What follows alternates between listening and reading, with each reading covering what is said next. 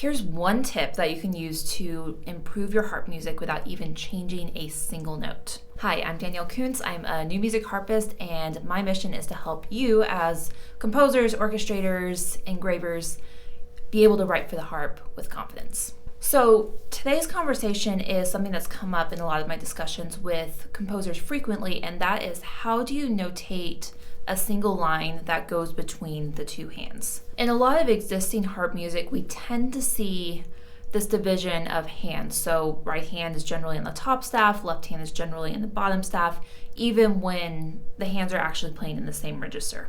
Is this the best way to write this? A lot of you are probably familiar with Stanley Chalupka's book, Harp Scoring, and while he doesn't go into as much detail as I would like, he has some very, very clear instructions about this very topic. He says emphatically, do not use two clefs with identical clef signs, two treble clefs or two bass clefs, in writing any rhythmic passage, scale, or arpeggio.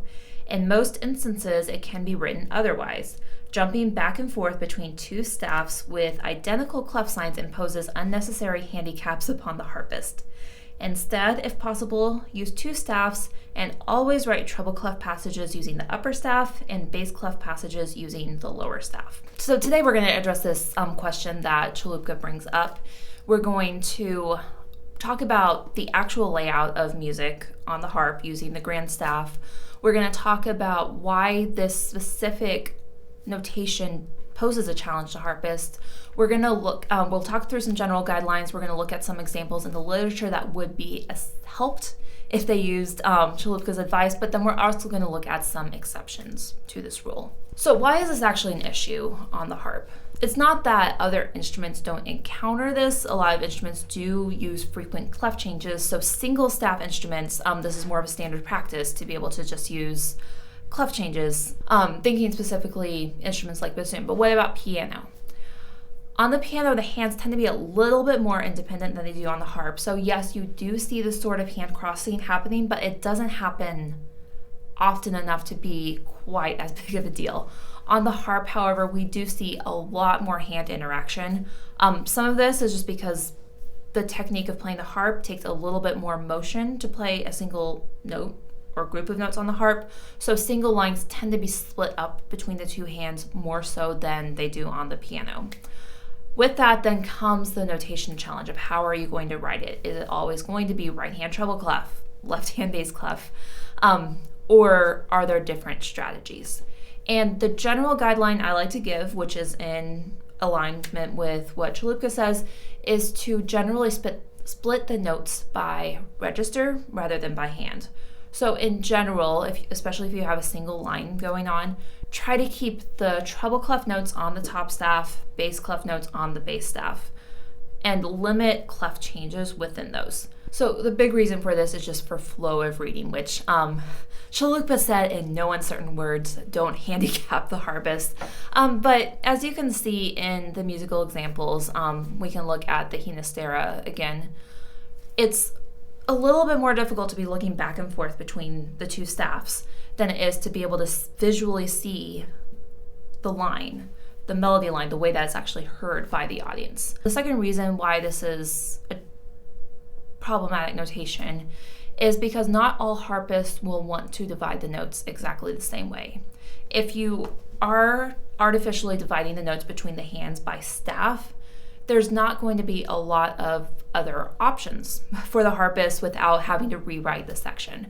However, if the notes are split by register, then there can be some other options. The harpist can easily write in, right hand these notes, left hand these notes, without having to completely rewrite the music. So the first example is the opening of the Ginastera Concerto. Actually, all the way through the Ginastera Concerto, but we're just going to look at the opening. And as you can see here in the score, it's very clearly divided between right hand top staff, left hand bottom staff. Part of the reason for this is the fingering, because it sounds quite different if you're alternating hands versus that's more of a legato sound, and this concerto does need that punchier sound.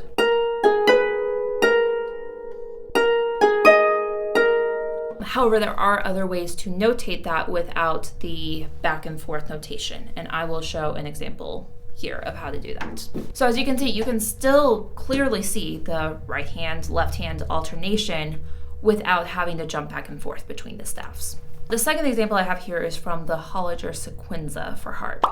And this section, you can see it really fast notes. They are in the same register, but you have that left hand bottom staff, right hand top staff, and it's almost impossible to read, especially because the hand division contradicts the contour of the passage.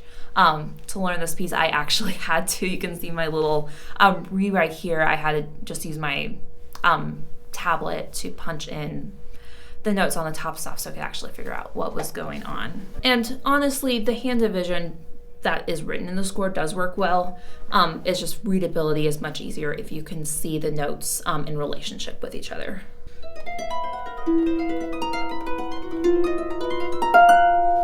So really the bottom line, when you have these sorts of passages that are a single line, or as Tchaikovsky says, a scale, a rhythmic passage, or an arpeggio, but in short, a single line divided between the hands, focus on the register split rather than the hand split. The one caveat is just to still be aware if a passage will likely require two hands, and don't write more notes on the lower staff. But even if a passage is going to require two hands, it's still okay for it to be written on the top staff. Now, should you dictate hand division or should you put a suggested hand division? That's a question I would probably consult with a harpist if you were going to do that. Sometimes there are very obvious, there's like only one solution, and if that's the case, it's fine to go ahead and use stem directions to indicate that. However, you're also completely fine to leave that out and you can let the harpist figure out their own solution. The big thing is just be aware if something's going to require two hands and don't add more notes in there. Now, when do you not want to follow this rule? If you have two parallel voices happening, it might be a better solution to do a clef change and be able and divide it by right hand and left hand. One example I like to show is from Tchaikovsky's Romeo and Juliet overture. And in this passage, you can see the hands are moving in parallel motion, actually by octave. Writing this on a single line would get really cluttered, although it would certainly be possible. It would be fine to do it like that, but it is highly readable. There's a truck outside. However, it is highly readable with this right hand, left hand division between the two staves.